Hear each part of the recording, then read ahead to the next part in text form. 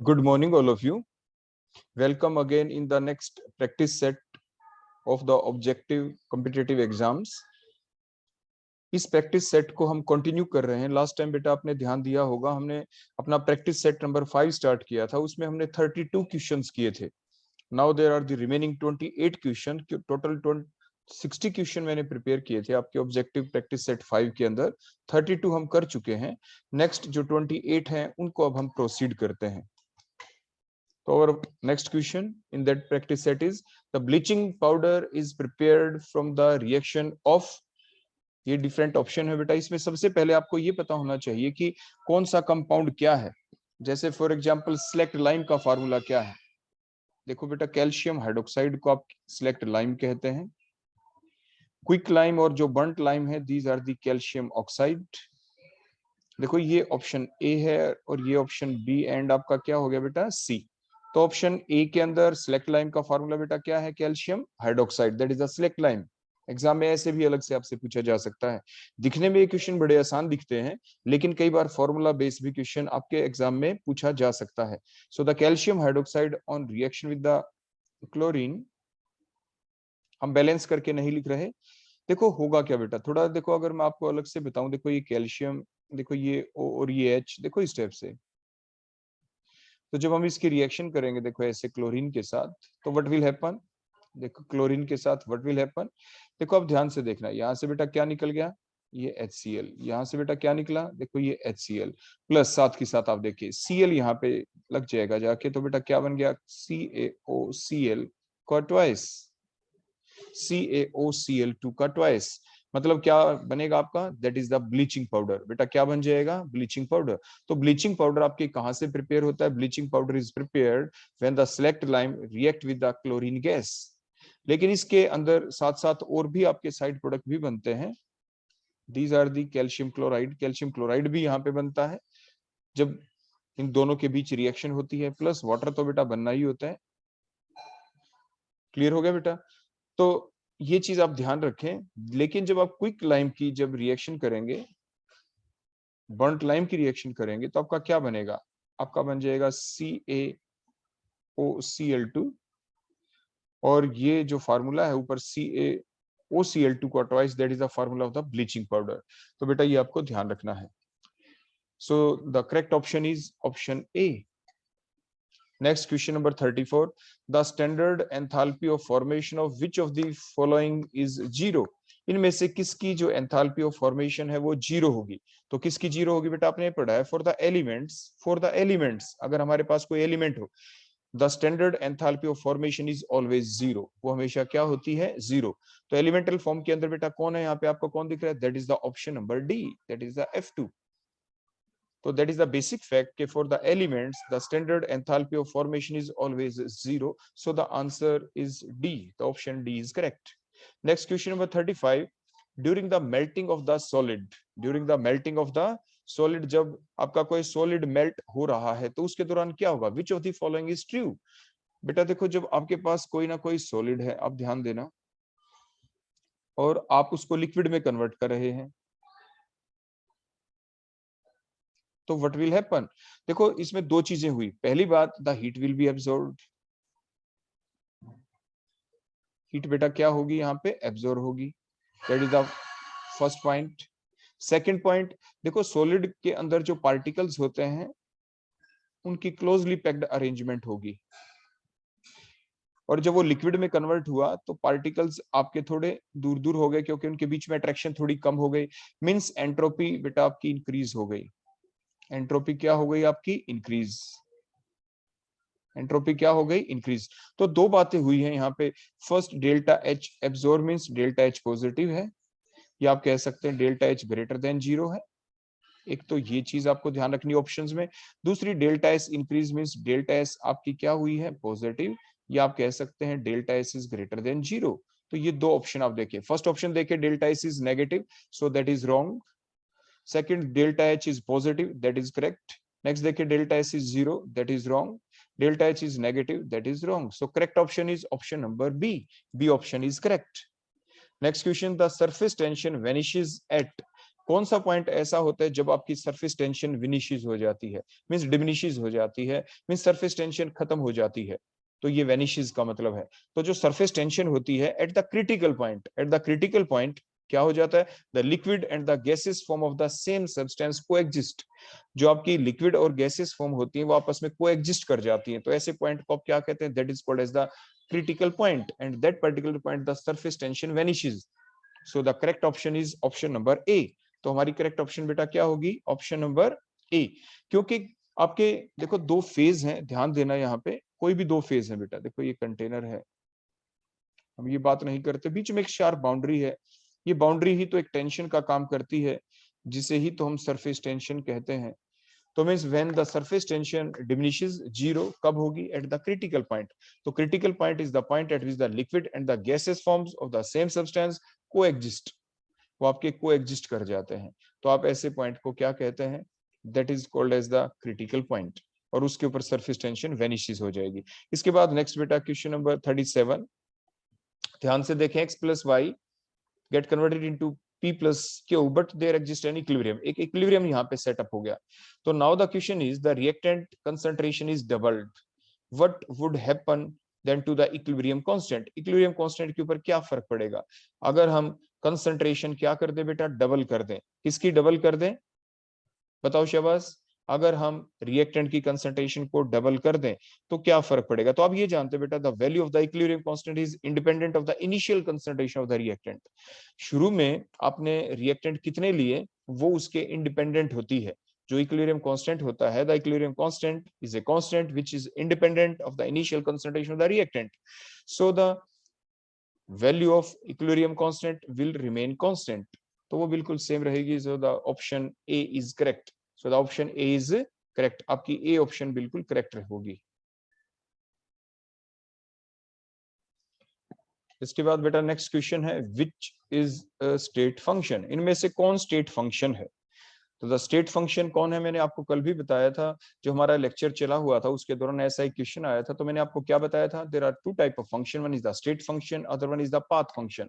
State function कौन होते हैं, which depends on the initial and the final state, जो इनिशियल एंड फाइनल स्टेट के ऊपर डिपेंड करें उसे आप क्या कहते हैं, that is the state function, and which depend upon the path followed, that are the path function। अपने path function कहते हैं, हमने बताया था ना, वर्क और हीट को आप ध्यान रखना, they are the path function, और दूसरी चीजें आ जाएं तो वो सारी की सारी आपकी क्या होंगी, state function. So the option D is correct.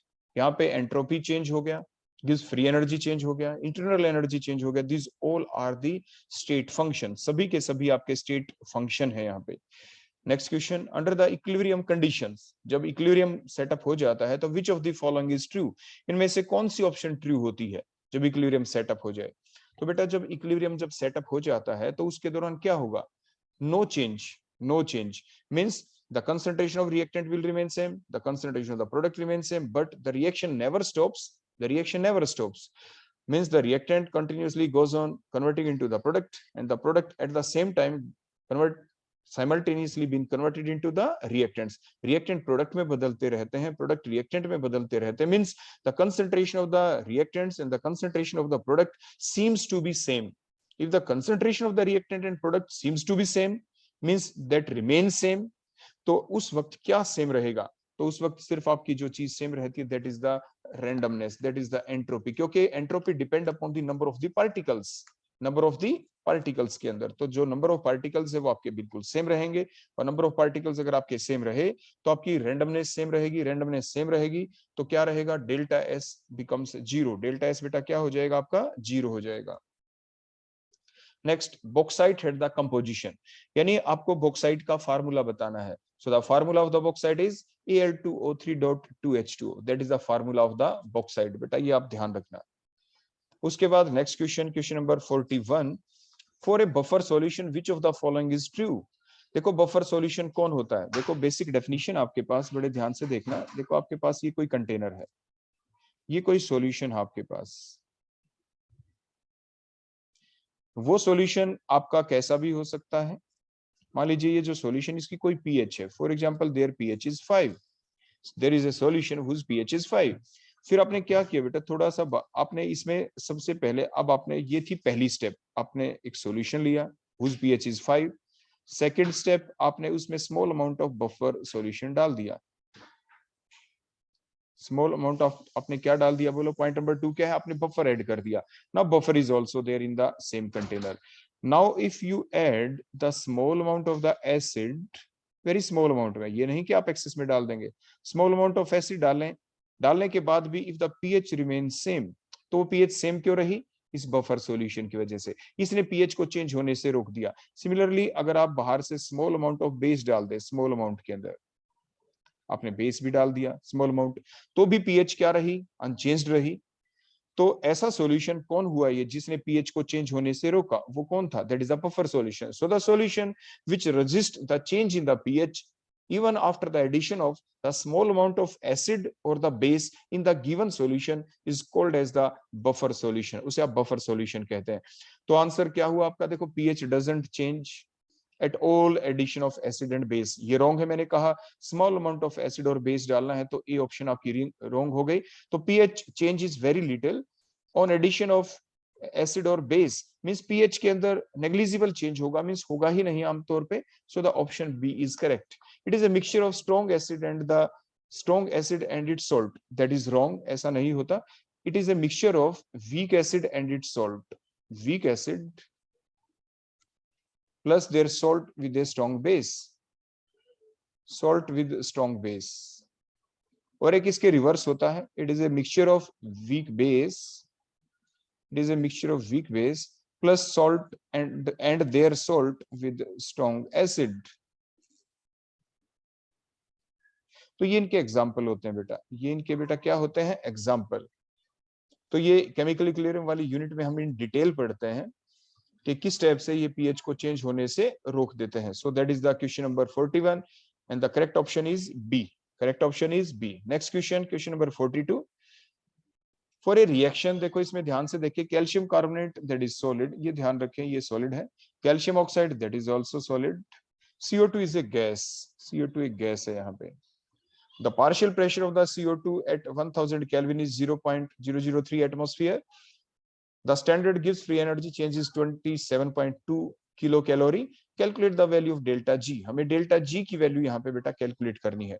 तो डेल्टा जी की वैल्यू हम कैसे कैलकुलेट करें, तो डेल्टा जी की वैल्यू कैलकुलेट करने का बेटा एक बड़ा सिंपल सा फार्मूला होता है आपका। बताओ वो फार्मूला क्या होता है।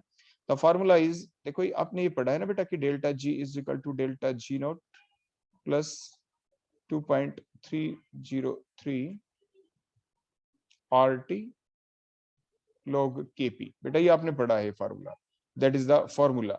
यहाँ पे जो स्टैंडर्ड फ्री एनर्जी है बेटा वो कितनी दे रखी, that is 27.2 plus 2.303 multiplied by R। R is the gas constant, और जो गैस कांस्टेंट की बेटा वैल्यू डिफरेंट होती है। अगर आप इसको 8.314 जूल पर केल्विन पर मोल अगर जूल की फॉर्म में लें, अगर आप इसको कैलोरी की फॉर्म में लेंगे तो 3 इसको किससे मल्टीप्लाई करेंगे, 4.2 से ऑलमोस्ट, तो ये कैलोरी में आ जाएगा बेटा, कैलोरी पर केल्विन पर मोल। और ये ऑलमोस्ट बेटा आंसर हम नियर अबाउट करके 2 ही लिख देते हैं, दैट इज 2 कैलोरी पर केल्विन पर मोल। तो आप ध्यान से देखिए यहाँ पे किलो कैलोरी में दे रखा आपका आंसर, तो किलो कैलोरी में दिया है तो आप आर की वैल्यू कैलोरी की फॉर्म में पुट करेंगे, तो बेटा देखो हमने यहाँ पे 2 पुट कर दिया। टेम्परेचर कितना है देखो 1000 केल्विन दे रखा है, तो हमने बेटा यहाँ पे 1000 पुट कर दिया, मल्टीप्लाइड बाय लॉग केपी है आगे, तो केपी की वैल्यू क्या है यहाँ पे 0.003, तो आप यहाँ पे ये वैल्यू पुट कर देंगे 0.003, तो log 0.0003 ये हमने बेटा पुट कर दिया यहाँ पे। क्लियर हो गया। तो इसके बाद जब आप कैलकुलेशन करेंगे, यूनिट कन्वर्जन कर लेंगे, तो आपका आंसर आ जाएगा यहाँ पे 15.6 किलो कैलोरी। बेटा आप ये कन्वर्जन करके मल्टीप्लिकेशन आप करके देख लेना, मेरे अकॉर्डिंग आंसर यही आता है आपका। So the option B is correct, option B is correct. Next question की तरफ चलते हैं बेटा। Next question is the ammonium hydrogen fluoride ionizes in the aqueous medium as, तो ये एक्वस मीडियम में कैसे आयनाइज होगा। तो बेसिक फैक्ट है बेटा यहाँ पे कि इसके अंदर 2 ही पार्ट दिखते हैं, first part is positive, second part is negative. On that basis the answer is very simple, the B option is correct, क्योंकि अमोनियम आयन है शुरू में NH4 पॉजिटिव होगा और HF 2 नेगेटिव होगा, so that is the very simple question, so B option is correct. Next question, question number 44। तो इसमें बेटा आपको क्या करना है, इसमें बड़ी सिंपल सी चीज दे रखी है कि आपके पास देखो एल्केन दे रखा है, स्ट्रक्चर आप खोल के देखो बना सकते हैं, that is the structure of ethane. ये गैसियस फॉर्म में है, देखो गैस है ये आपकी। तो उसके बाद क्या हो बेटा, जब रिएक्शन चली 2 कार्बन, ये गैस प्लस 6H, देखो गैसियस फॉर्म में, डेल्टा H की वैल्यू बेटा कितनी गिवन है, 712 kilo calorie. The carbon carbon bond energy, देखो ये कार्बन कार्बन बॉन्ड जो है बेटा यहाँ पे, इसकी बॉन्ड एनर्जी कितनी दे रखी है, 112 kilo calorie. The bond energy, the bond energy of CC bond is that much. What is the bond energy of CH bond? देखो यहाँ पे बेटा ये जो CH bond आपको दिख रहे हैं, बॉन्ड एनर्जी हमें CH बॉन्ड की कैलकुलेट करनी है, और यहाँ पे डेल्टा H है। तो डेल्टा H का बेटा फार्मूला क्या होता है, डेल्टा H का बेटा सिंपल सा फार्मूला होता है यहाँ पे। वो फार्मूला बेटा क्या होगा, बताओ शाबाश जल्दी से। फार्मूला होगा यहाँ पे कि delta H is always equal to the bond energy, बताओ शाबाश क्या लिखेंगे, bond energy of the reactant minus में bond energy of the product. Clear हो गया। तो डेल्टा H की वैल्यू बेटा कितनी है, 712 is equal to bond energy of reactant में कौन कौन से बॉन्ड है, एक तो 1 बॉन्ड तो है, 1 multiplied by bond energy of CC bond plus 6 bond, देखो CH बॉन्ड है, आप स्ट्रक्चर जो हमने खोल के लिखी थी इसलिए लिखी थी, 6 multiplied by bond energy of बेटा किस चीज की है, that is the CH bond minus bond energy of product. देखो प्रोडक्ट साइड में तो ये इंडिविजुअल एटम है बेटा, जो पहले ही जिसमें कोई बॉन्ड ही नहीं है। देखो सी गैस मतलब इंडिविजुअल एटम, मींस कार्बन अकेला है, उसने किसी के साथ बॉन्ड ही नहीं बना रखा, so the bond energy is 0। तो प्रोडक्ट साइड में दोनों ही एटॉमिक फॉर्म के अंदर है, so the bond energy will be 0, तो हमने 0 पुट कर दिया वहां पे। तो हमें क्या निकालना है, तो आप वैल्यू पुट करें, देखो 712 is equal to bond energy of CC bond, देखो एक गिवन थी यहाँ पे, बोलो कितनी थी, 112। तो 1 multiplied by 112 plus 6 multiplied by bond energy of CH bond, हमें निकालनी है what is the bond energy of the CH bond.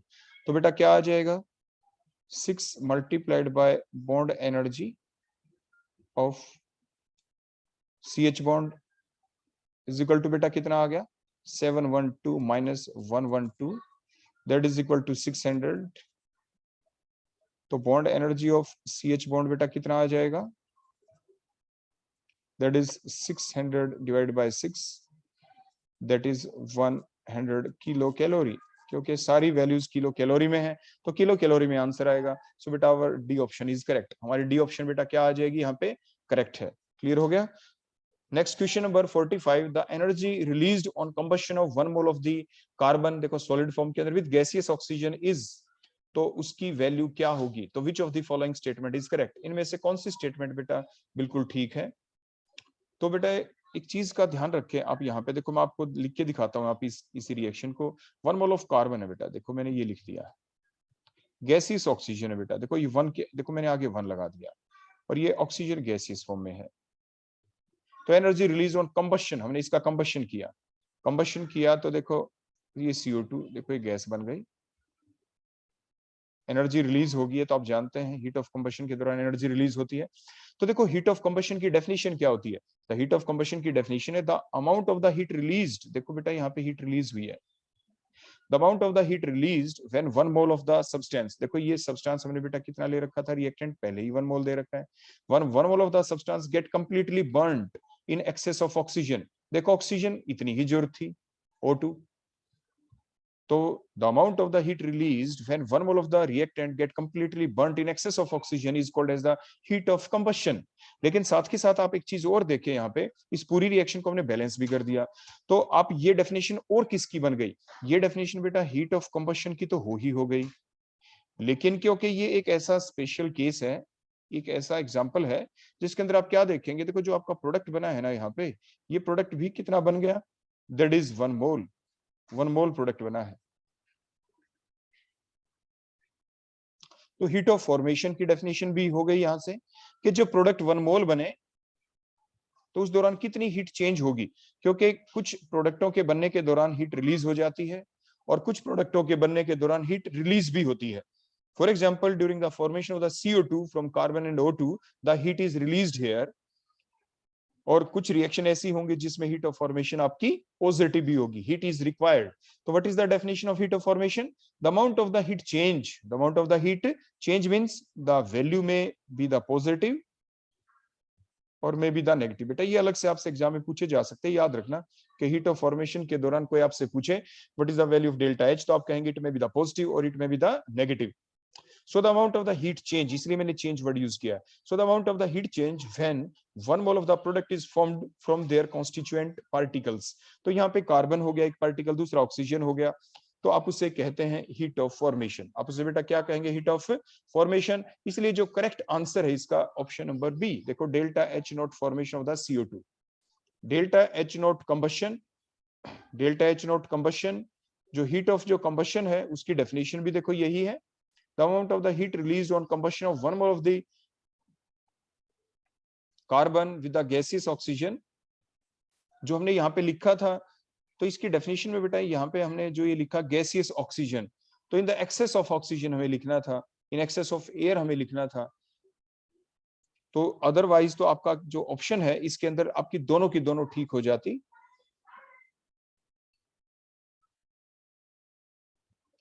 तो बेटा आपकी ऑप्शन ए भी ठीक है, ऑप्शन बी भी ठीक है आपकी। तो on that basis both are correct, so C is the correct option.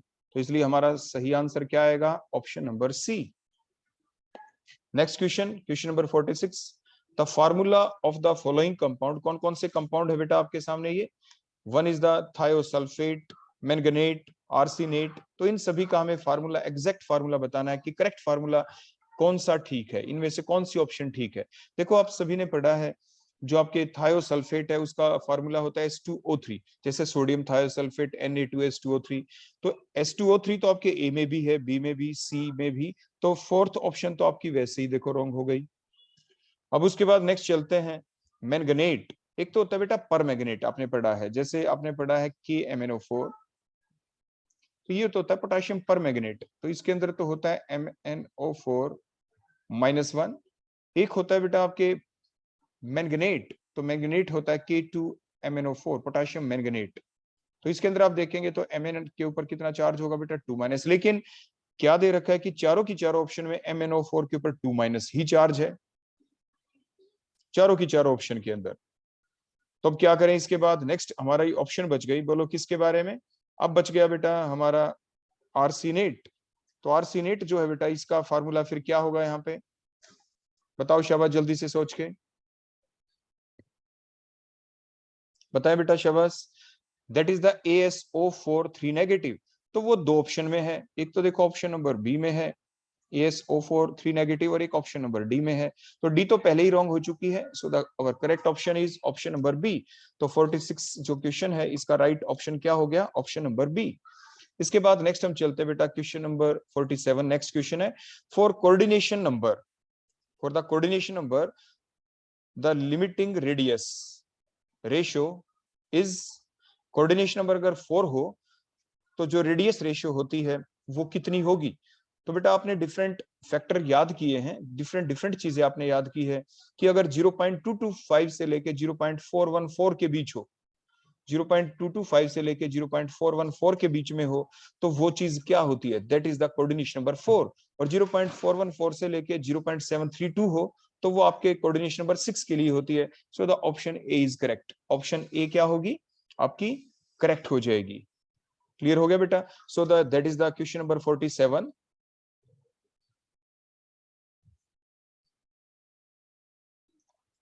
तो बेटा जो मैक्सिमम वैल्यू होती है रेडियस रेशियो की उसी को लिया जाता है।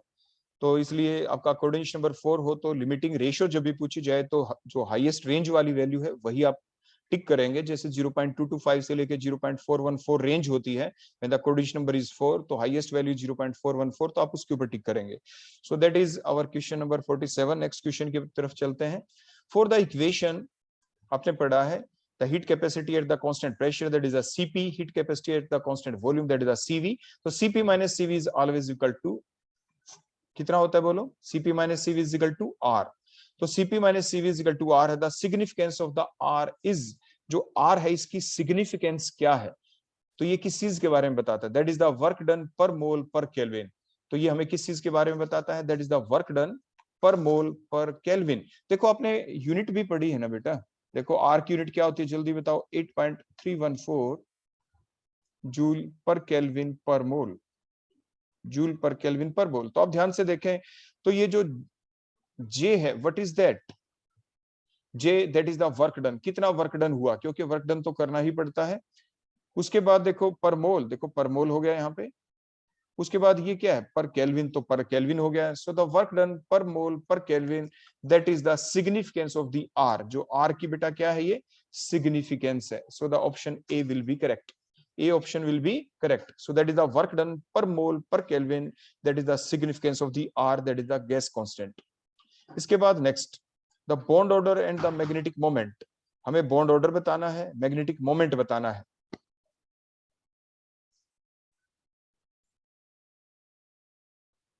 तो बताओ बेटा शाबाश जल्दी से, the bond order and the magnetic moment या मैग्नेटिक कैरेक्टर आपको बताना है of the CO plus is. देखो डायग्राम दिखाते हैं हम आपको पहले, एमओ डायग्राम, जैसे हमने प्रीवियस पार्ट के अंदर आपने देखा था, हमने O2 का डायग्राम आपके सामने बनाया। सो that is the ammo diagram for the CO। CO का एमओ डायग्राम है। इसमें बेटा जो के शेल है वो हमने शो नहीं कर रखी नीचे। के शेल कौन सी होती है, the first shell is closed. तो इसमें बेटा आपको क्या दिख रहा है कि एक साइड के अंदर जो ये डायग्राम है ये किस चीज का है, that is about the oxygen atom. देखो ये ऑक्सीजन को ले रखा हमने, दैट इज ऑक्सीजन। देखो यहाँ पे आपके ऑक्सीजन है, क्लियर हो गया, atomic orbital of the oxygen. और सेकंड साइड में हमने क्या ले रखे हैं, द कार्बन एटम के एटॉमिक ऑर्बिटल्स हैं, atomic orbitals of the carbon, और दूसरी साइड में atomic orbital of the oxygen. तो जब when these atomic orbital combine linearly with each other having the same, nearly the same energy and the same orientation, they give the new orbitals in the same number में देते हैं। half of them will have the lower energy than the combining atomic orbital, these are the bonding, and other half which have the higher energy than the combining atomic orbitals, these are the anti-bonding molecular orbitals। तो ये chemical bonding में आप पहले से पढ़ चुके होते हैं। हम डायरेक्ट अगर ऑक्सीजन की कॉन्जुगेशन अगर आप देखें, देखो बेटा 1s2 2s2 और देखो बेटा 2p क्या थी 4। तो देखो ये 1s2 वाला पोर्शन हमने शो नहीं कर रखा नीचे क्योंकि वो के शेल हो गई। देखो 2s2, देखो ये 2s2 हमने दिखा दिया, 2p4, देखो ये 2p4 हमने यहाँ पे देखो फिलअप कर दिया। ऐसे अगर हम कार्बन में देखें, देखो 1s2 2s2 2p2, 1s के शेल में इंक्लूड हो गया, तो 2s2 2p2 है उसको हमने शो किया। देखो ये 2s2 हो गया और ये 2p2 हो गया। उसके बाद हमने इलेक्ट्रॉन फिलअप किए। देखो सबसे पहले हमने इलेक्ट्रॉन कौन से फिलअप किए, 2s वाले। देखो टोटल इलेक्ट्रॉन कितने थे बेटा, 2s2, ये 2s2, 4 इलेक्ट्रॉन्स थे। 4 इलेक्ट्रॉन्स हमने कैसे फिलअप किए, सबसे पहले हमने इनको फिलअप किया किसमें, सिग्मा 2s के अंदर। देखो ये आपके 2 इलेक्ट्रॉन यहाँ पे हमने फिलअप कर दिए। उसके बाद बेटा किसके अंदर, हमने सिग्मा स्टार 2s के अंदर, देखो ये 2 इलेक्ट्रॉन हमने फिलअप कर दिए। उसके बाद आप देखें नेक्स्ट हम किसके अंदर आ जाएंगे, अब नेक्स्ट हम चलेंगे 2p के अंदर। टोटल इलेक्ट्रॉन्स बेटा कितने हैं, टोटल हैं ऑक्सीजन के अंदर देखिए 2p के अंदर टोटल 4 इलेक्ट्रॉन्स, और आप कार्बन में देखें 2 इलेक्ट्रॉन, 4 + 2 बेटा कितने हो गए, टोटल 6 इलेक्ट्रॉन्स, 6 इलेक्ट्रॉन। फिर जो एमओ डायग्राम बेटा जो हमने यहाँ पे बनाया है, तो ये किस बात को ध्यान में रखते हुए बनाया, देखो यहाँ पे कार्बन है, कल हमने आपको बताया था ना कि जो नाइट्रोजन और उससे नीचे वाले जितने एलिमेंट होते हैं जब उनका एमओ डायग्राम बनाए, तो ये सिग्मा स्टार 2s और ये सिग्मा जो 2pz होता है, इनके बीच एनर्जी का गैप कम था, रिपल्शन अकर्स, इसलिए देखो सिग्मा 2pz देखो ऊपर आ गया यहाँ पे। नहीं तो sigma bond is a stronger bond, उसकी एनर्जी हमेशा कम होती है। देखो ये एनर्जी की लाइन हमने यहाँ पे ड्रा कर रखी है, लेकिन due to that factor the energy gap in between the, बोलो किसके बीच, देखो ये सिग्मा स्टार 2s और सिग्मा 2pz के बीच एनर्जी गैप कम था, रिपल्शन हुई। So the energy of the sigma 2pz now becomes greater than that of the, बोलो किससे, पाई 2px। देखो इनसे आपकी ज्यादा होगी, देखो इनकी एनर्जी कम होगी ना, ये बोलो कौन है, that is the pi 2px और पाई 2py है, यहाँ पे इनकी एनर्जी क्या हो गई, कम। तो अब ओवरऑल अब हमें टोटल कितने इलेक्ट्रॉन फिलअप करने हैं, 6। तो 6 कहाँ पे, सबसे पहले हंस रूल चलेगा। देखो यहाँ पे हंस रूल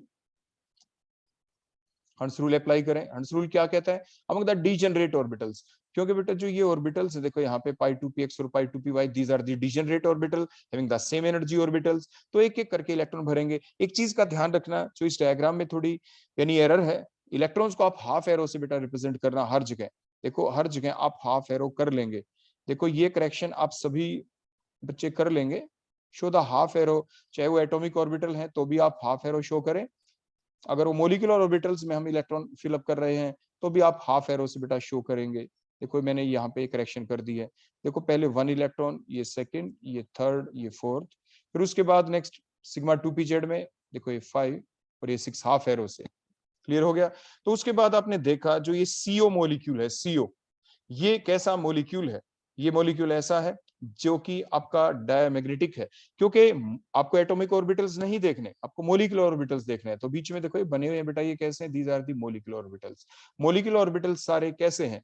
कंप्लीटली फिल्ड है, जहां पे भी इलेक्ट्रॉन है वो मॉलिक्यूलर ऑर्बिटल पेयर्ड की फॉर्म में है। All electrons are in paired state, means the CO molecule is diamagnetic. लेकिन अब हमारा क्वेश्चन था सीओ प्लस। सीओ प्लस में क्या करेंगे? सीओ प्लस के अंदर हमें एक इलेक्ट्रॉन लॉस करना है, एक इलेक्ट्रॉन कम करना है। तो जो एमओ डायग्राम आपने सीओ का बना रखा है, इसमें से एक इलेक्ट्रॉन कम कर दे। किसमें से? जो सबसे बाहर वाला इलेक्ट्रॉन। सबसे बाहर वाला बेटा कौन सा होगा? देखो यहाँ से एक इलेक्ट्रॉन देखो हमने हटा दिया। देखो यहाँ से देखो मैंने ये हटा दिया, तो एक इलेक्ट्रॉन बच गया ना बेटा अनपेयर्ड। तो एक इलेक्ट्रॉन देखो यहाँ पे अनपेयर्ड बच गया, 1 अनपेयर्ड इलेक्ट्रॉन है यहाँ पे। बोलो किसके अंदर? सिग्मा 2pz के अंदर there is 1 unpaired electron in, बोलो किसके अंदर? CO प्लस के अंदर। तो इट इज पैरामैग्नेटिक। तो पैरामैग्नेटिक कौन सी ऑप्शन में दिख रहा है? ऑप्शन ए और सी के अंदर आपको पैरामैग्नेटिक बेटा दिख रहा है, ए और सी में। अब हमें ये देखना है कि बॉन्ड ऑर्डर। अब बेटा क्या ऑप्शन बच गई? सिर्फ बॉन्ड ऑर्डर देखना। बॉन्ड ऑर्डर का फार्मूला बताओ क्या था? The formula of bond order is half bonding minus anti bonding. तो के शेल के इलेक्ट्रॉन्स को आप लेफ्ट कर सकते हैं। अब इन्हीं इलेक्ट्रॉन्स को देख लें। अब ये बताओ बॉन्डिंग इलेक्ट्रॉन्स आपको कहां कहां पे दिख रहे हैं? बॉन्डिंग के इलेक्ट्रॉन्स काउंट करें बेटा। देखो बॉन्डिंग के सिग्मा 2s, देखो दीज आर दी 2 इलेक्ट्रॉन। देखो मैं सर्कल लगाता जाऊंगा, काउंट करते चले जाना।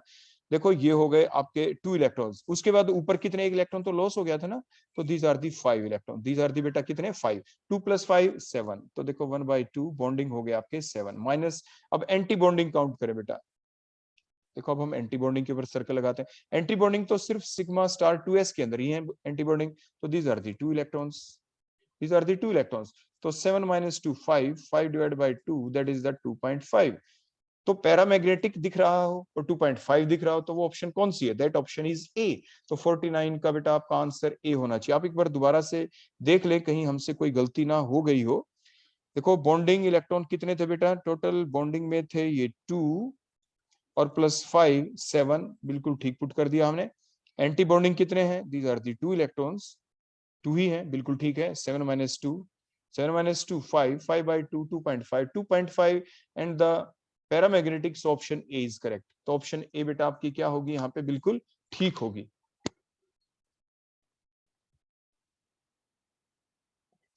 Now the next question, question number 50। The radius ratio of an ionic compound is 0.93। बेटा अभी हमने डिस्कस भी किया था ऐसे क्वेश्चन के बारे में, आपने देखा था। तो हमने क्या कहा था कि रेडियस रेशियो 0.225 से लेके 0.225 से लेके 0.414 हो तो कोऑर्डिनेशन नंबर बेटा कितना होता है? That is the 4। 4 हो तो रेडियस रेशियो ये होती है। 6 हो तो बेटा 0.414 से लेके 0.732, यही बताया था ना बेटा। उसके बाद हमने बताया था 0.732 से लेके 1 के बीच में हो तो बताओ कौन होगा? तो 0.732 से लेके 1 के बीच में हो तो ये हमें ये बताता है कि कोऑर्डिनेशन नंबर आपका 8 होगा।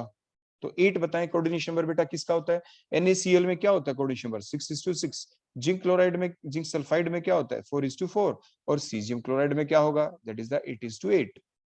तो रेडियस रेशियो दे रखी है 0.93, तो 0.93, 0.732 और 1 के बीच में आती है, that is that much value. तो कोऑर्डिनेशन नंबर 8 होगा और 8 कोऑर्डिनेशन नंबर किसका होता है? Caesium chloride. So the option B is correct. तो 50 का आंसर क्या हो गया बेटा? बी। नेक्स्ट क्वेश्चन, अब बड़े ध्यान से देखें। ईस्टर हमने ले रखा है यहाँ पे, ester CH3 CH2 COO C2H5 means that is the ethyl और 3 कार्बन है, that is the principal chain. देखो ये इसके अंदर 3 कार्बन है तो प्रोप कहते हैं, that is the ethyl propanoate. Ethyl propanoate के अंदर आपने वाटर डाल दिया, मीडियम बेसिक है, मीडियम इज बेसिक। और साथ के साथ ध्यान रखें हमने NaOH में O के ऊपर स्टार लगा रखा है, H2O में O के ऊपर स्टार लगा रखा है। The product of the above reaction contains, आपका जो प्रोडक्ट बनेगा उस प्रोडक्ट के अंदर हमें क्या क्या दिखेगा? जल्दी बताओ बेटा, शाबाश जल्दी बताएं। बताओ बेटा शाबाश जल्दी से। तो देखो इसमें रिएक्शन कुछ ऐसे चलेगी,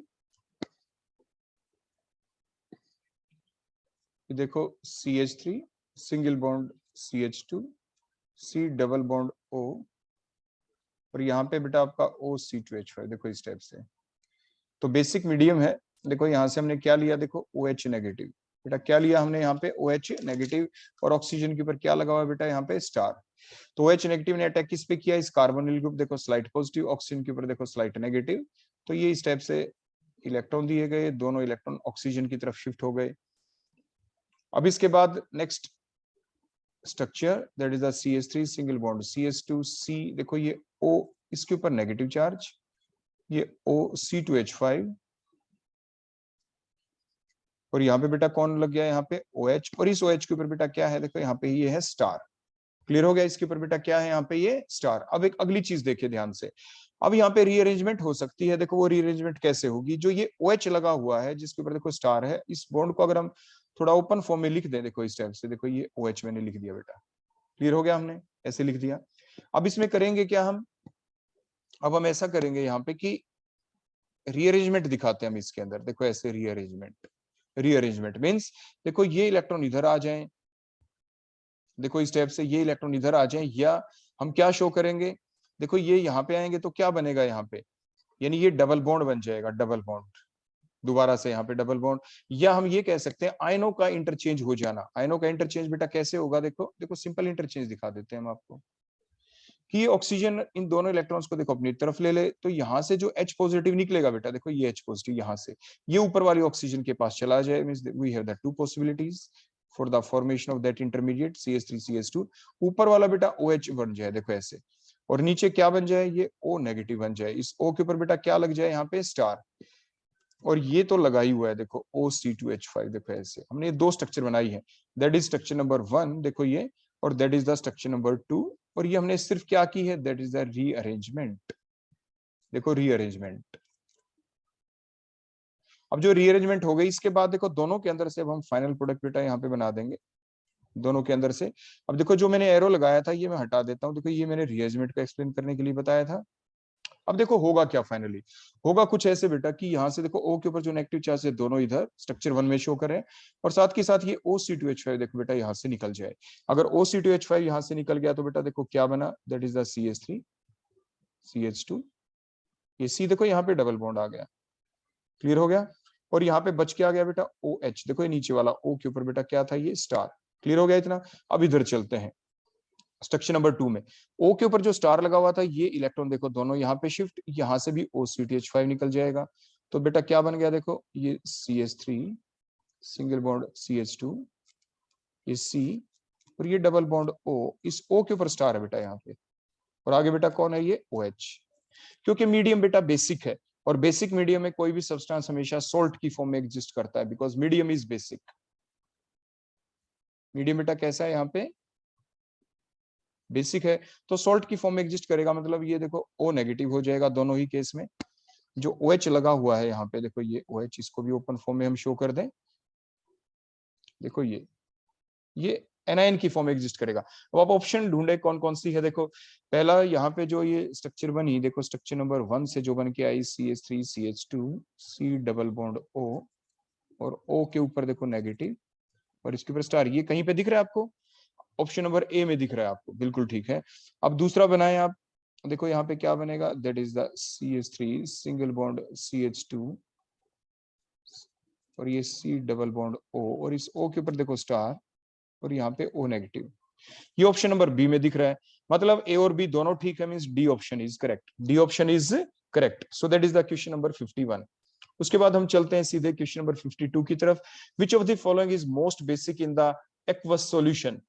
बेटा आपसे ये क्वेश्चन काफी बार पूछा जाता है, विच of the following is the most basic in the gaseous form, which is the most basic in the aqueous solution. तो ये डिफरेंट टाइप से आपसे क्वेश्चन अक्सर आपसे एग्जाम में पूछे जाते हैं। तो बताओ बेटा शाबाश जल्दी से। बेटा इस क्वेश्चन का जवाब जल्दी बताएं क्या होगा। देखो हम बता देते हैं अब आपको, आप अपने चैट बॉक्स में साथ के साथ लिखते रहे, हमें बताते रहें। देखो आपके दो टाइप से एक्सप्लेनेशन देते हैं। एक तो अगर आपके पास ये जो क्वेश्चन है, जैसे हमने आपसे पूछा इन द एक्वस फेज, अगर ये क्वेश्चन गैसियस फेज में आपसे पूछ लेते तो जवाब आपका अलग होता। गैसियस फेज में जब भी आप जवाब देते हैं तो that answer will be given on the basis of the inductive effect, on the base of the inductive effect.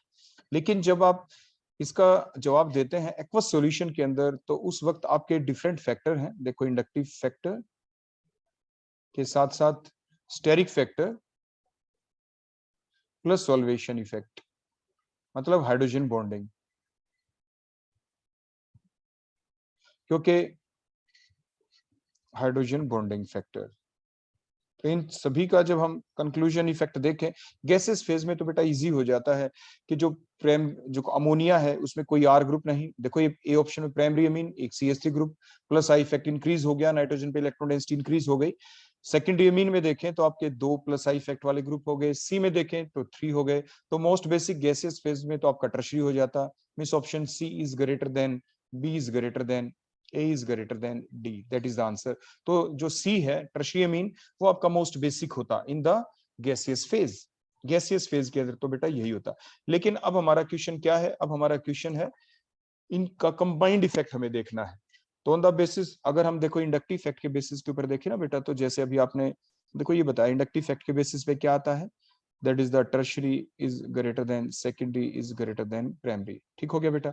लेकिन अगर स्टेरिक फैक्टर पे देखें तो रिवर्स, क्योंकि नाइट्रोजन के चारों तरफ जो CH3 ग्रुप है दे कॉजेस द स्टेरिक हिंड्रेंस, तो जिसकी वजह से अपने इलेक्ट्रॉन डोनेट नहीं कर पाएगा to the outside स्पीसी।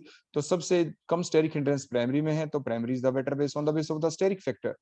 Solvation factor के बेसिस पे देखो जितने ज्यादा H होंगे उतनी ज्यादा हाइड्रोजन बॉन्डिंग।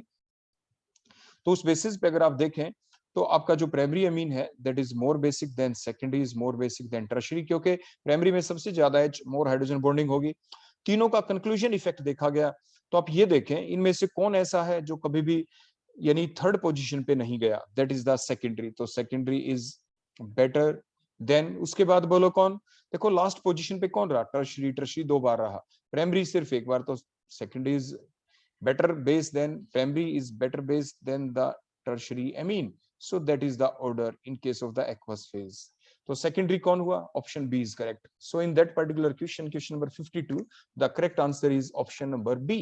तो तीनों फैक्टर का कंक्लूजन इफेक्ट था ये आपका। लेकिन ध्यान रखें गैसेस फेज अगर एग्जाम में आ जाए तो आपको क्या लिखना है, आपका C means tertiary amine is better base than secondary than primary, क्योंकि गैसेस मींस पार्टिकल एक दूसरे से बिल्कुल दूर हैं। तो इसीलिए सिर्फ और सिर्फ इंडक्टिव फैक्टर के बेसिस के ऊपर ही उसकी एक्सप्लेनेशन दी जाती है। ये देखा जाता है किसमें प्लस आई इफेक्ट ज्यादा, किस नाइट्रोजन के ऊपर इलेक्ट्रॉन डेंसिटी सबसे ज्यादा इंक्रीज हो चुकी है। Now the question number 53, which of the following can give the iodoform test. इनमें से कौन ऐसा है जो आयोडोफॉर्म टेस्ट शो करेगा। तो क्वेश्चन नंबर 53 का बेटा जल्दी से जवाब दें, which will easily show the iodoform test. किसके अंदर आपको दिख रहा है कि वो आयोडोफॉर्म टेस्ट दे सकता है, ध्यान से सोचें और जवाब दें। बेटा हमने ये ऑप्शन बताई थी कि there are the two type of compound, there are the two type of compound which can show the iodoform test. One are the aldehyde और ketone, other are the alcohol. alcohol कैसे हो, there is a carbon जिसके ऊपर OH हो, on the same carbon atom there must be a CH3 group. Similarly in case of the aldehyde or the ketone, carbonyl group must have the CH3 group attached on that carbonyl group carbon atom. If there is a CH3 group which is attached on the carbonyl group carbon atom, then such type of aldehyde and ketone can also show the iodoform test, haloform test. तो आप ये option देखें कि कौन iodoform test show कर सकता है। तो आप बड़े ध्यान से देखेंगे तो आपको क्या दिखाई दिया कि ऑप्शन नंबर जो बी है उसमें आप देखें, अगर हम यहाँ पे देखो H लगा दें बेटा, देखो H लगा दिया ना, तो ये कौन बन गया, ये ऑप्शन नंबर बी ही तो बन गया। तो option number B is correct here. लेकिन और भी देख लेते हैं, औरों में आप देखें तो ऑप्शन नंबर ए देखते हैं। तो ऑप्शन नंबर ए की अगर मैं स्ट्रक्चर आपके सामने बनाऊं तो बड़े ध्यान से देखना बेटा, C डबल बॉन्ड O और एक साइड में तो बेटा CH2 CH3 और दूसरी साइड में बेटा CI3। देखो ऐसे, इसको देख के आप कहेंगे कि सर इसके अंदर तो CH3 ग्रुप है ही नहीं। लेकिन आप बड़े ध्यान से देखें, जो चीज अब हम आपको सिखाने वाले हैं यहाँ पे वो ये कि अगर यहाँ पे ये जो CI3 आया ना बेटा, ये कहां से आया, इट मींस देखो आपके पास ये था CH3 C double bond O CH2 CH3, means ये ब्यूटेन 2 ऑन था। तो इसमें सबसे पहले बेटा रिएक्शन होती कैसे है, जैसे मान लीजिए NaOH है आपके पास, ठीक हो गया, और प्लस इसमें आप क्या डालते हैं जैसे I2, तो आपके पास क्या बनना होता है, NaI भी बनता है, NaOI भी बनता है, सोडियम हाइपो आयोडाइड। तो इसको हम यूज करते हैं। तो जैसे हमने ये डाला, देखो NaOI, देखो यहाँ पे, तो इनके बीच जब रिएक्शन हुई तो इसके 3 मोल्स यूज होते हैं बेटा। तो यहाँ पे देखो ये जो पोजीशन है, देखो कार्बोनिल ग्रुप के ऊपर देखो था ना CH3, इसके H इसके I के साथ देखो रिप्लेसमेंट हो गई। तो H की जगह I की जगह H आ गए, देखो ये बन गए प्लस साइड प्रोडक्ट बेटा क्या बना यहाँ पे, जल्दी बताओ। साइड प्रोडक्ट बेटा यहाँ पे बन गया NaOH, देखो NaOH 3 मोल्स, तो बन गया ना ये भी। तो ये इंटरमीडिएट है, ये इंटरमीडिएट है। तो मीन जो आयोडोफॉर्म रिएक्शन का जो मैकेनिज्म है, जो रिएक्शन हम लिखते हैं उसके दौरान ये इंटरमीडिएट बनता है। तो दिखने में आपको ये लग रहा है कि जो ऑप्शन ए है वो आपकी रॉन्ग है, लेकिन ऐसा नहीं है। होगा क्या कि आपकी जो ए ऑप्शन जो हमने दिखा रखी है वो इंटरमीडिएट तो बनता ही है। तो इट मींस ऑप्शन बी भी ठीक है, ऑप्शन आपकी ए भी ठीक है। तो A and B both are correct, A and B both are correct. A और बी बेटा दोनों के दोनों आपके ठीक है। यहाँ पे सी ऑप्शन में तो है ही नहीं आपके कार्बोनिल ग्रुप के ऊपर। अगर हम सी ऑप्शन वाला देखें बेटा, ध्यान से देखो सी ऑप्शन, तो उसमें आपको क्या दिख रहा है, CH3 CH2 और C डबल बॉन्ड O और ये H। तो कार्बोनिल ग्रुप के एक साइड में देखो CH3 होना चाहिए, लेकिन यहाँ पे तो इथाइल है। तो सी ऑप्शन इज रॉन्ग, देखो सी ऑप्शन हमारी रॉन्ग है। तो ऑप्शन ठीक कौन कौन सी बनी, option A is correct, option B is correct. Option A और बी अगर दोनों की दोनों करेक्ट है तो बेटा क्या दें, ऑप्शन आपको दिख रहे हैं सही, क्या जवाब हम दें, जल्दी बताओ। तो बेटा जो डी ऑप्शन है ना, यहाँ पे ये गलती से लिखा गया ऑप्शन ए एंड देखो बी कर लेना बेटा, यहाँ पे both A and B, both A and B means option D is correct. क्योंकि ए कंपाउंड है वो भी आपके आयोडोफॉर्म टेस्ट शो करेगा, बी कंपाउंड है वो भी आयोडोफॉर्म टेस्ट शो करेगा। फिर कई बार बच्चे ये पूछ लेते हैं, जैसे अभी कुछ मेरे से पूछ रहे हैं, सर ये बताओ कि इथेनॉल कैसे शो कर देता है। देखो बेटा होता क्या है, सबसे पहली स्टेप के अंदर जो आपका इथेनॉल होता है, देखो इस स्टेप से ये सबसे पहले कन्वर्ट होता है, देखो इस स्टेप से CH3 C double bond O और H के अंदर, ये सबसे पहली स्टेप में यही कन्वर्ट होता है। और इसके अंदर वही एल्डिहाइड कीटोन वाली देखो कंडीशन आ गई। फुल डिटेल हमने पहले ही आयोडोफॉर्म के अंदर एल्डिहाइड कीटोन वाले चैप्टर में आपको बता रखी है। So the correct answer is, बोलो क्या, option A and option B दोनों correct. It means D option is correct, D option is correct. मैंने वहां पे करेक्शन कर दिया है, बोथ ए एंड बी ठीक हो गया। अब देखो ये एक चीज और मैं आपको बता दूं, जो अभी हमने ए ऑप्शन से देखो ये इंटरमीडिएट जो बना के दिखाया था, अब आगे क्या होगा जब इनके बीच में देखो बेटा फर्दर रिएक्शन चलेगी, तो अब क्या होगा, देखो यहाँ पे ये CI3 है और यहाँ पे देखो H है, तो ओवरऑल बेटा क्या निकला यहाँ से, देखो CHI3 बन गया ना। तो यहाँ से इसीलिए आपका बन गया बेटा आयोडोफॉर्म। प्लस में साइड प्रोडक्ट क्या निकला, side product is CH3 single bond CH2 C double bond O और O नेगेटिव और Na पॉजिटिव। अगर आप इसके हाइड्रोलाइसिस कर देंगे, क्योंकि मीडियम आपका बेसिक है तो सोल्ट की फॉर्म में ही रहेगा, that is the sodium salt of carboxylic acid, sodium salt of propanoic acid, आपका ये साइड प्रोडक्ट बन गया। तो कई बार साइड प्रोडक्ट के ऊपर भी क्वेश्चन पूछा जा सकता है। Next question, for an exothermic reaction, बड़ा सिंपल सा क्वेश्चन है बेटा, अच्छे से आप जवाब दें। For an exothermic reaction which is true,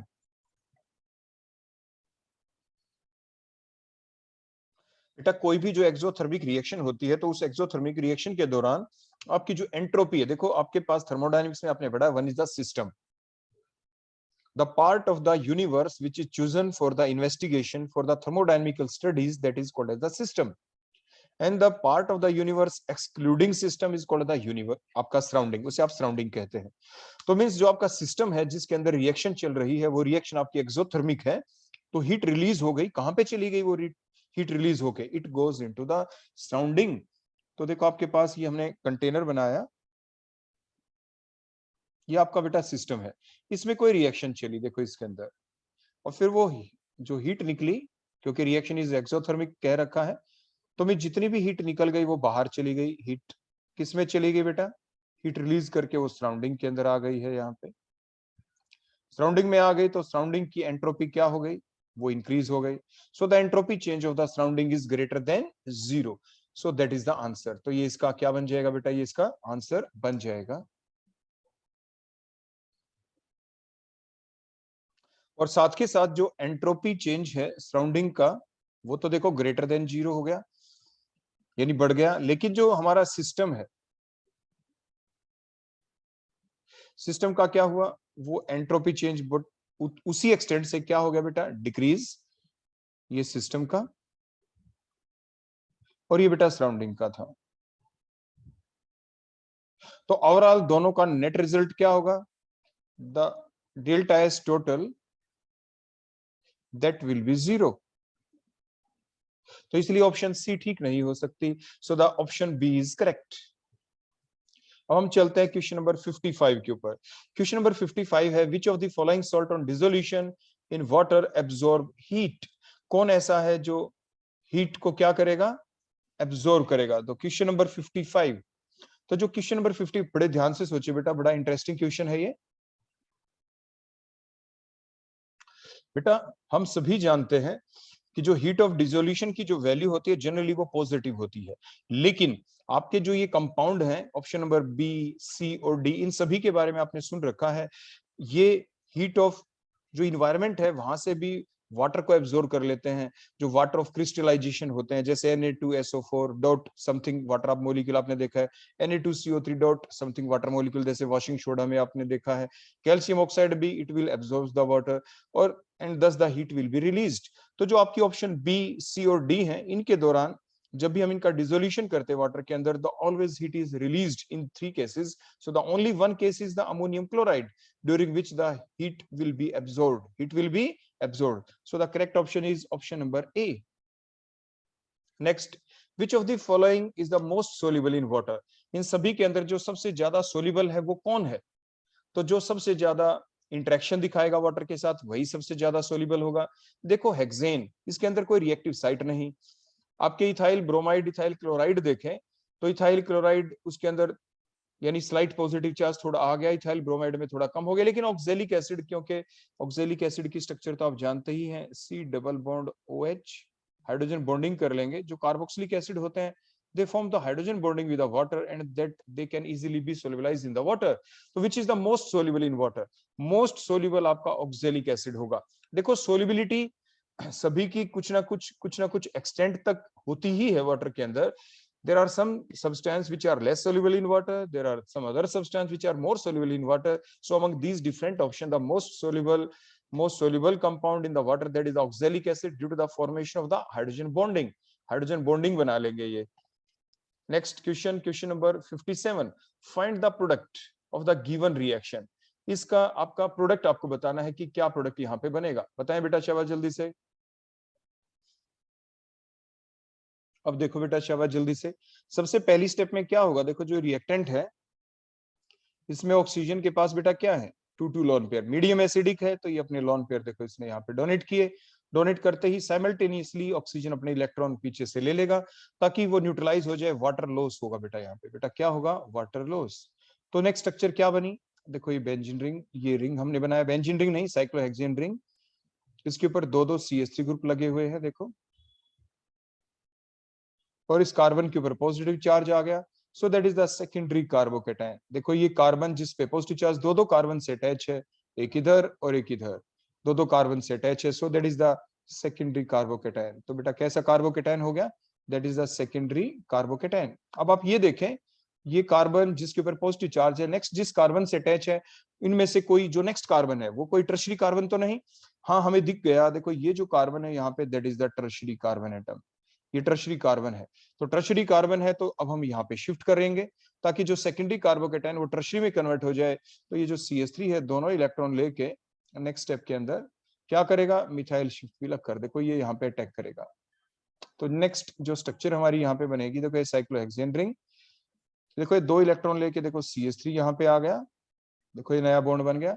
एक CH3 पिछले कार्बन पे पहले से ही है और इस कार्बन के ऊपर कैसा चार्ज आ गया? Positive charge. मींस कैसा कार्बोकेटायन बना बेटा यहाँ पे? That is the tertiary carbocation. Tertiary क्यों? क्योंकि ये कार्बन जिस पे पॉजिटिव चार्ज देखो 1 कार्बन से अटैच, ये 2 कार्बन से अटैच, ये 3 कार्बन से अटैच। तो ये 3 कार्बन से अटैच हो गया। सो that is the tertiary carbocation. और आप जानते हैं tertiary carbocation is more stable then the secondary one, secondary is more stable then the primary one. तो यहां से बेटा कौन सी शिफ्ट हुई है इसके अंदर? That is the methyl shift. तो ये रीअरेंजमेंट हुई, मिथाइल शिफ्ट हुई देखो यहाँ पे। और ये आपका नेक्स्ट इंटरमीडिएट कार्बोकेटाइन आपका बन गया। आपसे ये भी पूछा जा सकता था सेम क्वेश्चन के अंदर, अभी तो सिर्फ प्रोडक्ट पूछा है, क्या इस रिएक्शन के दौरान विच of the following statement is correct करके, कि the secondary carbocation is formed, the tertiary carbocation is formed, या मिथाइल शिफ्ट अकर्स, यानी इस टाइप से आपसे पूछा जा सकता है, या the product formed is alkene, यानी कैसे ना कैसे करके डिफरेंट चीजें आपके दी जा सकती हैं, पूछने का तरीका अलग हो सकता है। अब उसके बाद नेक्स्ट पॉइंट, अगला पॉइंट ये आता है कि अगर मैं इसी को बेटा 2 बार लिख दूं, देखो इसी कंपाउंड को ध्यान से देखना, देखो ये CH3, देखो इस कार्बन के ऊपर मैंने ये CH3 लगाया, इसके ऊपर बेटा कैसा चार्ज था यहाँ पे पॉजिटिव, और एक CH3 बेटा यहाँ पे है। तो वो कार्बन जिस पे पॉजिटिव चार्ज, उसके एडजेसेंट कार्बन एटम के ऊपर H देखें, क्योंकि because here the H act as the catalyst. देखो एक तो इस नेक्स्ट के ऊपर देखो मैंने ये H दिखा दिया यहाँ पे, अगर यहाँ पे H दिखाएं तो ये दोनों इलेक्ट्रॉन CH बॉन्ड के देखो दोबारा यहाँ से शिफ्ट, और यहाँ पे डबल बॉन्ड आ गया, डबल बॉन्ड आ गया यहाँ पे, देखो बीच में डबल बॉन्ड बन गया, देखो ये CH3, ये CH3, H पॉजिटिव लॉस्ट हो गया, शुरू में H पॉजिटिव यूज हुआ, अब लॉस्ट हो गया, तो ये आपकी एल्कीन बन गई। दूसरी पॉसिबिलिटी कि ये कार्बन देखो ये ऊपर वाले यहाँ पे भी तो H लगे हुए हैं, 1 2 3 4 देखो H है, ये अगर हम H लॉस करवा दें, यहाँ पे अगर डबल बॉन्ड आ जाए, ऐसा भी हो सकता है। तो देखो आपका प्रोडक्ट क्या बनेगा इस बेसिस के ऊपर, देखो यहाँ पे CH3, देखो ये CH3 और ये डबल बॉन्ड। लेकिन आप ये बताएं, सेट-जेफ रूल आपने पढ़ा था कि विच of the following alkene is more stable, more the substituted alkene more will be the stability। तो आप ध्यान से देखें, ये जो एल्कीन है, देखो ये एल्कीन जब कार्बन कार्बन के बीच, देखो ये यहाँ पे जो डबल बॉन्ड है, जो आपका पहला प्रोडक्ट हमने बनाया था, इसके अंदर आप ध्यान से देखें इस डबल बॉन्ड के ऊपर, देखो ये CH3, ये CH3, इधर भी कार्बन, इधर भी कार्बन, 4 कार्बन है। लेकिन अगर आप दूसरी ऑप्शन में देखें, देखो यहाँ पे कार्बन कार्बन के बीच डबल बॉन्ड, तो यहाँ पे देखो क्या एक H भी है, एक H भी आ गया, तो that is the less substituted alkene. तो अगर ओवरऑल आपने क्या देखा, जो ये पहली स्ट्रक्चर बनी थी, स्ट्रक्चर नंबर 1 ये एल्कीन, और ये structure number 2, that is the structure number 1 is the most substituted alkene, most substituted alkene, so that is the major product, यही मेनली आपका बनेगा, और दूसरी लेस सब्स्टिट्यूटेड एल्कीन है। तो ऑप्शन नंबर जो 1 है हमारी, उसी को आप सर्च आउट करें, उसी को देखें कि वो कहां पे दिख रही है। सो that is the option number D, option number D is correct. तो 57 जो क्वेश्चन है, इसका आंसर बेटा करेक्ट क्या हो गया, that is the D option, D option. Otherwise जो दूसरा है, देखो सी ऑप्शन भी है यहाँ पे हमारी, लेकिन ये आपका माइनर अमाउंट के अंदर बनेगा, लेकिन और कोई ऑप्शन दे ही नहीं रखी। अगर ऐसा क्वेश्चन होता कि one is the minor product, other one is the major product, ऐसा कुछ होता तो 1 और 2 दोनों को कहते, और कहते 2 इज द माइनर प्रोडक्ट, और जो नंबर 1 हमने ये प्रोडक्ट बनाया मोस्ट सब्स्टिट्यूटेड वाला, हम इसे कहते हैं that is the major product. लेकिन हमें ऑप्शन 1 के ऊपर ही टिक करना था, तो और correct answer is option number D, D is the correct answer. Next question, question number 58. Which of the suggested test can be used to differentiate the given compound? अब बताएं क्या प्राइमरी और सेकेंडरी एमीन को differentiate कर सकते हैं carbyl amine test से? बिल्कुल, आपने पढ़ा है the carbylamine test can only be shown by the primary amines, not by the secondary amine, not by the tertiary amine. So our first option is correct. Second देखें, आपके पास aldehyde है और दूसरा भी एल्डिहाइड है, क्या आप इसको टोलेंस रिएजेंट से डिफरेंशिएट कर सकते हैं? No, Tollens reagent is the weak oxidising agent, means ammoniacal silver nitrate जिसे आप कहते हैं। तो इसकी हेल्प से you can differentiate only in between the aldehyde and the ketone. Means अगर आपके पास एक देखो एल्डिहाइड होता बेटा ऐसे CHO बॉन्ड, और दूसरा देखो इधर हम R लगा देते, और दूसरा आपके पास कीटोन होता है ऐसे RC डबल बॉन्ड OR, क्योंकि यहाँ पे तो वीक CH बॉन्ड हो जाता, दैट बॉन्ड का ऑक्सीडेशन कौन कर देता? आपके टोलेंस रिएजेंट और कार्बोक्सिलिक एसिड में कन्वर्ट, और टोलेंस रिएजेंट का कोई असर नहीं होता कीटोन के ऊपर। तो एल्डिहाइड कीटोन को तो डिफरेंशिएट कर सकते हैं, लेकिन एल्डिहाइड एल्डिहाइड के बीच डिफरेंशिएट नहीं कर सकते टोलेंस रिएजेंट की हेल्प से। So option option B is wrong. Option C को देखें, एक तो मिथेनॉल है और दूसरा इथेनॉल है, दोनों को देखें तो जो मिथेनॉल है that is the primary alcohol. देखो अगर हम स्ट्रक्चर बनाए इसकी, देखो CH3OH, that is the primary alcohol. अगर और साथ के साथ आप इथेनॉल की स्ट्रक्चर बनाए, that is also the primary alcohol. देखो एक H, एक CH3, और यहाँ पे कौन लगा हुआ बेटा? OH। Both are the primary alcohol. तो लुकास टेस्ट कैसा टेस्ट है? Lucas test is the test which is used to differentiate between the primary, secondary and the tertiary alcohol. Primary, secondary को differentiate कर सकते हैं, primary, tertiary को differentiate कर सकते हैं, secondary, tertiary को आपस में differentiate कर सकते हैं, लेकिन क्योंकि because here the both are the primary alcohols, so we cannot differentiate these two primary alcohol with the help of the Lucas reagent. So option 3, option C is also wrong. तो similarly आपके दोनों ketones हैं आपकी D option के अंदर, सो the correct option is only the option number A. Next question number 59. pH of the 10 raised to the power minus 8m HNO3 is nearly. देखो जब भी कभी कोई ऐसा क्वेश्चन आए, हम आपको देखो फिर से बता दें, एक चीज और लिख के देखो, दोनों कंपैरिजन करके बताते हैं. अगर आपसे ऐसे आ जाए pH ऑफ जैसे 10 की पावर -8m, चाहे यहाँ पे HCl होता, चाहे HNO3 होता, जैसे दे दिया, और ऐसे ही एक क्वेश्चन आ जाए pH of 10 raise to the power -8 NaOH, तो देखो बेटा आप ये पहले से जानते हैं कि NH is a base, strong base है ये आपका, और आप जानते हैं HCl is a strong acid, similarly HNO3 is a strong acid.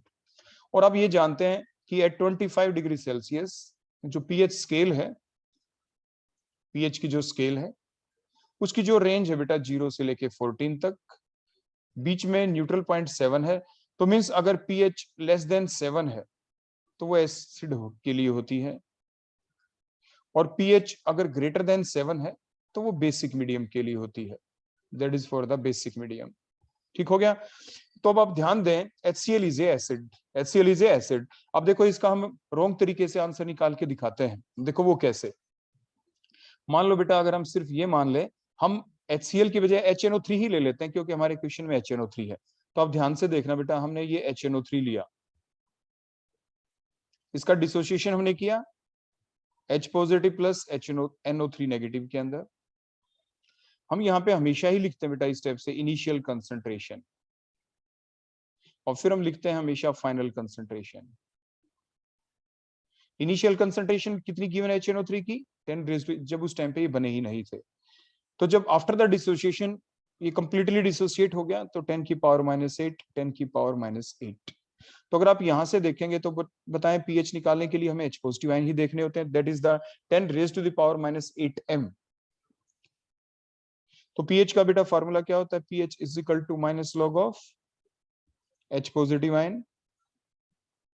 अगर आप ये वैल्यू इसमें पुट कर देंगे 10 की पावर -8, तो -8 पहले आके, तो बेटा आंसर कितना आ जाएगा 8 log 10 मींस 8. pH is 8. लेकिन ऐसा हो नहीं सकता, हमने आपको पहले बताया HNO3 is a strong acid और pH की जो pH होती है एसिड की वो लेस देन 7, तो दैट आंसर इज रॉन्ग.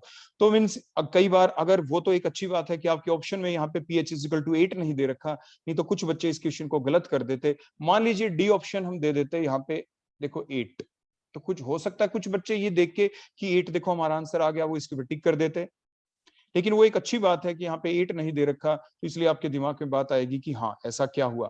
तो क्वेश्चन क्या होता है कि जब कभी भी कोई भी सब्सटेंस जिसकी कंसंट्रेशन 10 की पावर -8 है, मींस आप ये जानते हैं कि अगर आपके पास वाटर होता, देखो वाटर, और जब वो देखो इक्विलिब्रियम सेटअप होता है क्योंकि वीक इलेक्ट्रोलाइट है, और जब इसका डिसोसिएशन होता है H पॉजिटिव और OH नेगेटिव के अंदर बेटा देखो इस टाइप से, तो जो आपके अगर आपके पास 1 लीटर भी वाटर है, तो 1 liter water on dissociation it contains 10 की power -7 m H positive ion and 10 raised to the power -7 m OH negative ion. और आप ध्यान से देखें यहाँ पे जो कंसंट्रेशन बेटा दे रखी है ना HNO3 की, वो 10 की पावर -8 m है. तो आप ये जानते हैं 10 की पावर -7 वैल्यू बड़ी है, तो यहाँ पे जो ये 10 की पावर -7 जो वैल्यू है, मींस जो कंसंट्रेशन है H positive ion which are coming from the water, that H positive ion concentration is greater than the H positive ion concentration which is coming from that nitric acid, जो nitric acid के अंदर से आ रहे हैं.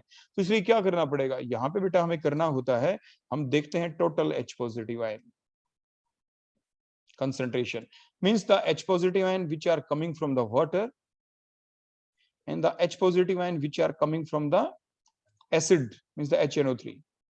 अगर दोनों को देखें तो H पॉजिटिव आयन से कितने, वाटर से कितने, 10 की पावर -7, और यहाँ से बेटा कितना आया 10 की पावर -8. दोनों को आप ऐड करेंगे, यहाँ पे 10 की पावर -7 को अगर आप कॉमन निकाल दें तो अंदर क्या रह जाएगा 1 + 10 की पावर -1 का मतलब 1/10. 1/10 मीन्स 0.1, तो मीन्स आपका आंसर आ गया 1.1 मल्टीप्लाइड बाय 10 की power -7। So that is the concentration of the H positive ion. तो अब हम क्या करेंगे, अब मीन्स हमारा जो आंसर पहले गलत आ गया था, अब देखो हम क्या करें, क्या वैल्यू पुट करें आप। अब वैल्यू बेटा आप यहाँ पे पुट करेंगे, minus log of H positive ion की जगह क्या पुट करेंगे, 1.1 मल्टीप्लाइड बाय 10 की पावर -7। और अब आप इसको ओपन फॉर्म में लेंगे, माइनस लॉग ऑफ बोलो क्या 1.1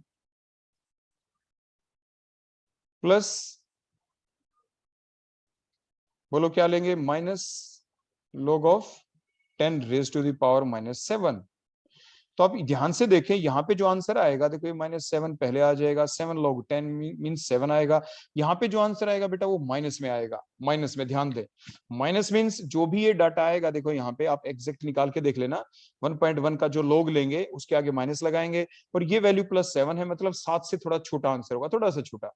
थोड़ा सा छोटा कौन सा ऑप्शन बेटा, यहाँ पे option number B. So B is the right answer, B is the right answer, B option is correct.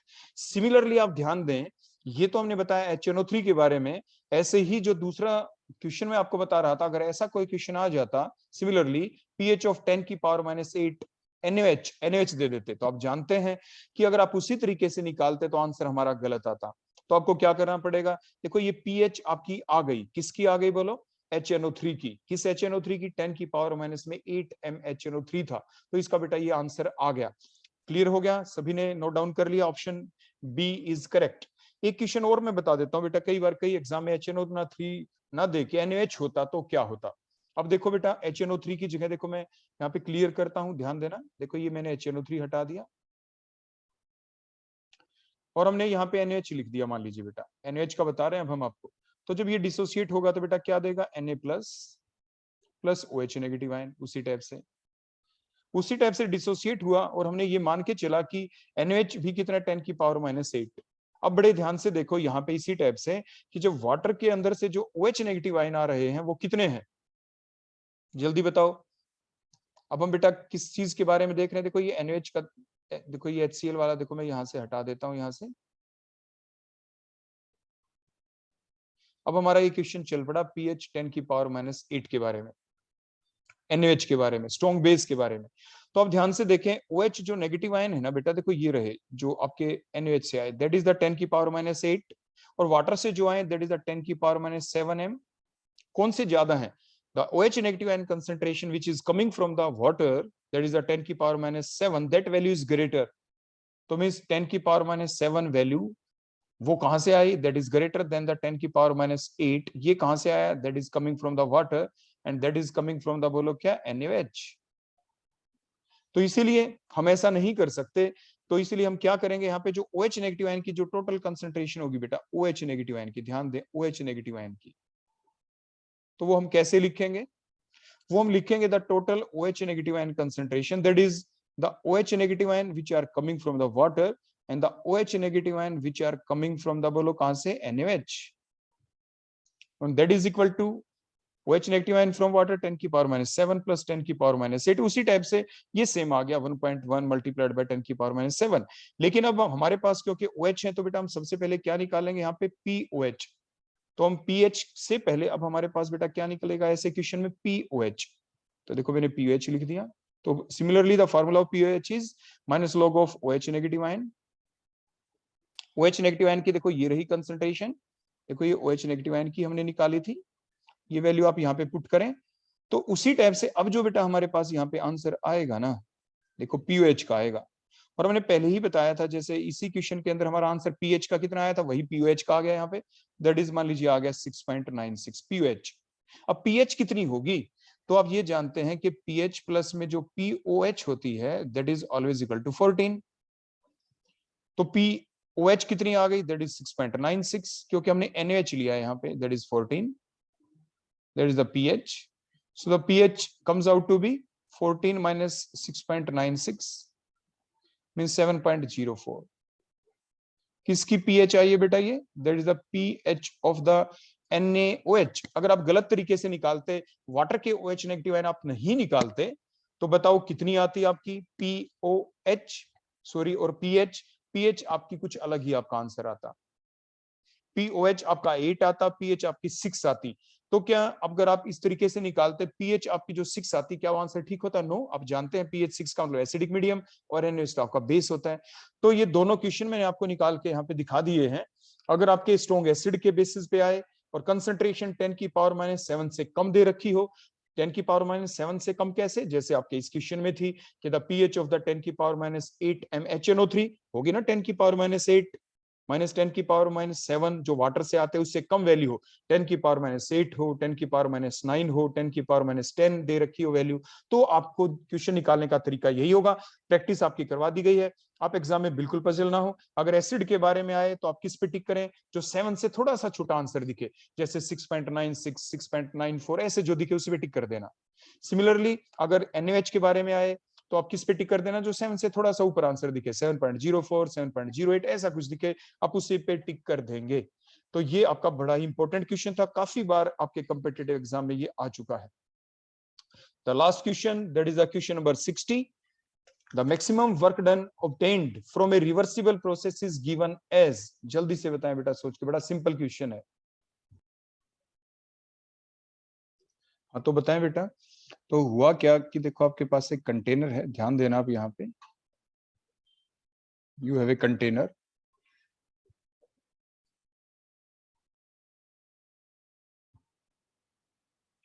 यहाँ पे देखो आपने फ्रिक्शनलेस पिस्टन लगा रखा है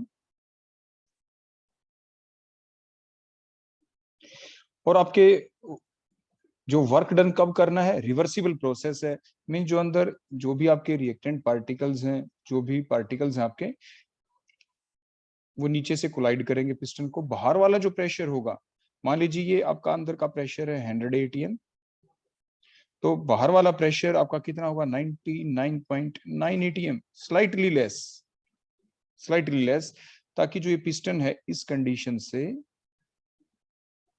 देखो स्लाइटली इससे ऊपर आ जाए। देखो ध्यान से देखें, स्लाइटली इससे ऊपर थोड़ा सा एक्सपेंशन हो, so that is called as the reversible process. Means इतना एक्सपेंशन हो कि वो हमें दिखे नहीं, so that is the reversible process. मतलब आप दोबारा उसी स्टेट में लौट पाए। मींस अगर बाहर से थोड़ा सा प्रेशर अगर हम बढ़ा दें यहाँ से, मतलब 100.1 कर दें, तो वो क्या हो जाए? वो थोड़ा सा नीचे आ जाए, तो मींस रिवर्सिबल प्रोसेस। तो वो कैसी प्रोसेस होगी आपकी? Reversible process. तो मींस ये जो आपका प्रेशर आपने लगाया, that is called as the P external, that is maximum here, यहाँ पे आपका मैक्सिमम है। और वर्क डन का फॉर्मूला जानते हैं, इज इक्वल टू, क्योंकि expansion minus P external and change in volume. तो क्योंकि यहाँ पे P एक्सटर्नल हमारा मैक्सिमम रहेगा, तभी वो प्रोसेस रिवर्सिबल होगी। बेटा ध्यान रखें इस चीज को, मैं क्या कह रहा हूं। जब आप P एक्सटर्नल कितना रखना है? पहली बात, जो ये P इंटरनल है, P इंटरनल इससे थोड़ा सा कम होना चाहिए बस। देखो 100 है तो 99.9, और ये मैक्सिमम वैल्यू है इसकी, क्योंकि अगर एक्सपेंशन तो फिर भी हो जाएगा, लेकिन वो आपकी इरिवर्सिबल प्रोसेस होगी। मान लीजिए आप 99.9 एटमॉस्फेयर की हो जाए, बाहर का प्रेशर आप सिर्फ 1 ATM कर देते, बिल्कुल थोड़ा सा, तो एकदम से पिस्टन ऊपर जाता, एक्सपेंशन तो फिर भी हो जाती, लेकिन वो प्रोसेस इरिवर्सिबल कहलाती। तो उस वक्त P एक्सटर्नल देखो सिर्फ 1 ATM हो और एक P एक्सटर्नल 99.9 हो, देखो 99 टाइम गुना ज्यादा, तो W की वैल्यू कब ज्यादा होगी? वर्क डन की वैल्यू कब ज्यादा होगी? वर्क डन की वैल्यू तब ज्यादा होगी जब P एक्सटर्नल मैक्सिमम होगा। तो P एक्सटर्नल देखो 1 ATM लगाएं तो भी एक्सपेंशन होगा, लेकिन इरिवर्सिबल, देखो इरिवर्सिबल। जो P इंटरनल से थोड़ा सा कम लगाएं, means 99.9, so that is the reversible expansion होगा, रिवर्सिबल। तो रिवर्सिबल प्रोसेस के दौरान ही वर्क डन बेटा क्या होता है? मैक्सिमम। तो when the work done will be maximum, the work done will be maximum during the reversible process. लेकिन रिवर्सिबल प्रोसेस के दौरान जो डेल्टा जी होता है दैट इज 0, आपने पढ़ा है। तो डेल्टा जी फैक्टर को तो हम इंक्लूड करेंगे नहीं। प्लस साथ के साथ आपने ये भी पढ़ा था कि minus delta A is always equal to the useful work, means कितना वर्क हमने किया है। So on that basis our option A is correct. हमारी ऑप्शन बेटा क्या होगी? यहाँ पे करेक्ट हो जाएगी। So that is our next question, question number 60। तो इस टाइप से हमारा जो प्रैक्टिस सेट नंबर 5 बेटा कंप्लीट होता है। 2 पार्ट में हमने किया, टोटल 60 क्वेश्चन थे इसमें, 32 हमने लास्ट टाइम किए थे, 28 क्वेश्चन हमने आज किए। Okay beta, thank you. That all about today's lecture.